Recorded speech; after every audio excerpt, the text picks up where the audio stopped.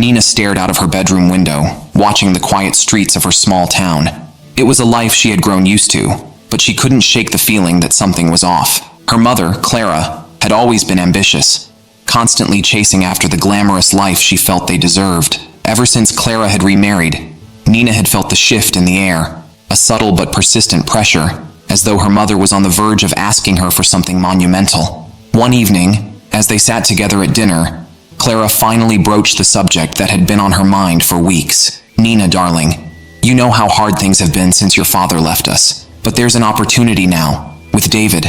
He's wealthy, kind, and he seems quite taken with you.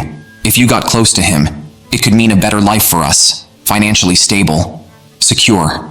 Nina's fork paused mid-air, her heart racing. "Are you suggesting I pursue a relationship with him?" she asked, incredulous. Clara smiled, her tone soft but firm. "It wouldn't hurt to try, dear. Think about what it could mean for us." That night, Nina lay awake, her mother's words echoing in her mind. Clara had never been shy about using her charm to get ahead, but this felt different, more calculated, more personal. The idea of pursuing a relationship with David, a man nearly twice her age, left her feeling unsettled. She had only met him a handful of times, and while he seemed kind enough, the notion of getting close to him at her mother's urging felt wrong. But Nina also couldn't deny the truth in Clara's words. They had struggled financially for years, barely scraping by. David was wealthy, influential, and generous, yet something about the idea didn't sit well with her. Was she really willing to compromise her values for the sake of her family's comfort? The question gnawed at her as she fell into a restless sleep. The following week, Clara arranged for Nina and David to spend time together. It was a casual lunch, or so her mother called it, but Nina could feel the weight of Clara's expectations on her shoulders as they sat at a cafe in town. David was pleasant, polite, and seemed genuinely interested in getting to know her.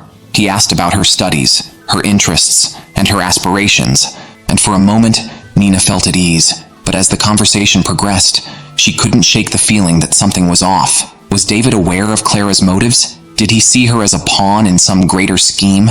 The thought made Nina uncomfortable, and she struggled to remain composed throughout the lunch. When David mentioned his recent divorce, Nina sensed a vulnerability in him, one that made her question her mother's plan even more. As the weeks passed, Nina found herself spending more time with David, but each encounter left her feeling more conflicted. On the one hand, David was kind, attentive, and generous. He treated her with respect, and she began to enjoy their conversations, finding in him a sense of companionship that surprised her. But on the other hand, Clara's persistent pressure loomed over every interaction, reminding her of the ulterior motives behind their budding friendship.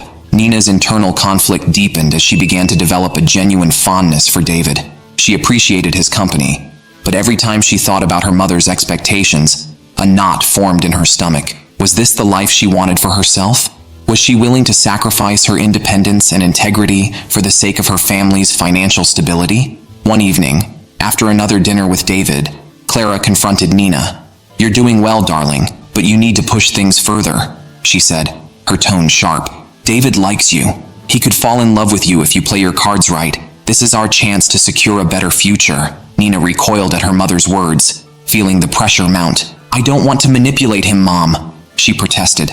Clara's eyes hardened. "It's not manipulation, it's strategy. You have to think about the bigger picture. Our future depends on this." Nina felt a surge of anger and frustration.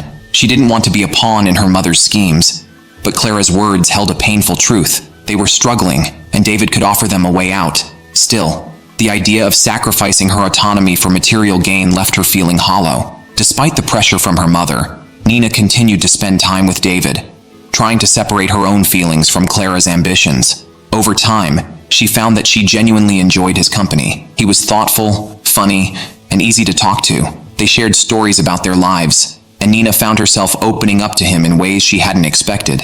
David, too, seemed to appreciate their growing friendship. He was still reeling from his recent divorce, and Nina sensed that he was looking for companionship, not romance. This realization brought her a strange sense of relief, even as it deepened her internal conflict. How could she continue this friendship knowing her mother's expectations? One afternoon, as they sat in a quiet park, David opened up to Nina about his failed marriage. "I never stopped loving her," he admitted, his voice heavy with emotion. "But she moved on, and I've been trying to fill the void ever since." I guess that's why I've been spending so much time with you." It's comforting, in a way. Nina felt a jolt of realization. David wasn't looking for a romantic relationship with her. He was still deeply in love with his ex-wife. The weight of her mother's plan suddenly seemed unbearable. How could she continue to pursue this friendship under false pretenses, knowing that David's heart still belonged to someone else? That night, Nina confronted her mother. "Mom, this isn't right," she said, her voice trembling. "David isn't interested in me like that. He's still in love with his ex-wife, and even if he wasn't, I don't want to be part of your plan. I want to live my own life, make my own choices." Clara's face hardened, but Nina could see a flicker of doubt in her eyes. "You don't understand, Nina," she said, her voice strained. "I'm doing this for us. For you. We can't keep living like this." Nina shook her head. "I'd rather struggle than compromise my values. I'm not going to manipulate someone for money, Mom. That's not who I am." The confrontation left Clara and Nina at odds. For days, they barely spoke, the tension in the house palpable. Nina felt a mix of relief and guilt. Relief that she had finally stood up to her mother, but guilt that she had hurt Clara in the process. She knew her mother meant well, in her own twisted way, but Nina couldn't continue living under the weight of Clara's expectations. David, unaware of the full extent of Clara's plan, continued to reach out to Nina. They met for coffee occasionally, their friendship intact, but the dynamic between them had shifted. Nina no longer felt the pressure to fulfill her mother's wishes, and for the first time in weeks, she felt a sense of freedom. As the days passed, Clara began to reflect on her actions. She had always been driven by a desire to provide for her family, to give Nina the life she felt she deserved. But in her pursuit of security and status, she had lost sight of what really mattered, her daughter's happiness. Clara watched Nina from a distance, seeing the newfound confidence in her. It was a painful realization, but one that she couldn't ignore. She had pushed too hard, and in doing so, she had almost lost the one person who mattered most to her. One evening, Clara approached Nina, her demeanor softer than it had been in weeks. "Nina, I've been thinking about what you said," she began hesitantly. "I was wrong to push you like that. I wanted to give you a better life, but I see now that I went about it the wrong way." Nina looked at her mother, surprised by the admission. Clara had always been stubborn, unwilling to admit when she was wrong. "Mom, I know you meant well," Nina said gently, "but I need to make my own choices. I can't live my life for someone else's expectations." Clara nodded, her eyes glistening with unshed tears. "I understand. I just want you to be happy, Nina." With their relationship on the mend, Nina and Clara began to rebuild their lives, this time with a new understanding of each other's boundaries. Nina was determined to forge her own path, free from the weight of her mother's ambitions. She returned to her studies with a renewed sense of purpose, focusing on her own goals and dreams. David remained a part of Nina's life, but their relationship was now built on mutual respect and friendship, not the manipulative plan Clara had once envisioned. Nina valued his company, but she was no longer weighed down by the pressure to pursue something more. As the months passed, Nina and David's friendship deepened. They often met for coffee or took walks together, their conversations easy and comfortable. David seemed to appreciate Nina's honesty and independence, and Nina was grateful for his support during such a tumultuous time in her life. Though there were moments when Nina wondered what might have happened if things had been different, she was content with the way their relationship had evolved. David had become an important part of her life, but not in the way her mother had intended. Clara, too, underwent a transformation. For the first time in years, she began to focus on herself rather than on trying to secure a better life through others. She reconnected with old friends, pursued hobbies she had long abandoned, and slowly began to build a life that was fulfilling on her own terms. Her relationship with Nina improved as well. They no longer tiptoed around each other, and Clara had learned to respect Nina's independence. Though their bond had been tested, it had ultimately grown stronger. One day, David confided in Nina that his ex-wife, Sophia, had reached out to him. "She wants to meet," he said, his voice tinged with both hope and uncertainty. "I don't know what to expect." Nina encouraged him to go, knowing how much Sophia had meant to him. "You should talk to her," she said gently. "You deserve closure, whatever that looks like." David nodded, but Nina could see the conflict in his eyes. He had spent so long grieving the loss of his marriage, and now the possibility of reconciliation had been thrust back into his life. David's meeting with Sophia was emotional, but ultimately cathartic. They talked for hours, revisiting the highs and lows of their relationship. Though there was love between them, They both realized that their paths had diverged too far to come back together. David returned to Nina the next day, his mood somber but resolved. "We had our time," he said quietly, "but it's over now. I think I'm finally ready to move on." Nina smiled, glad that David had found the closure he needed.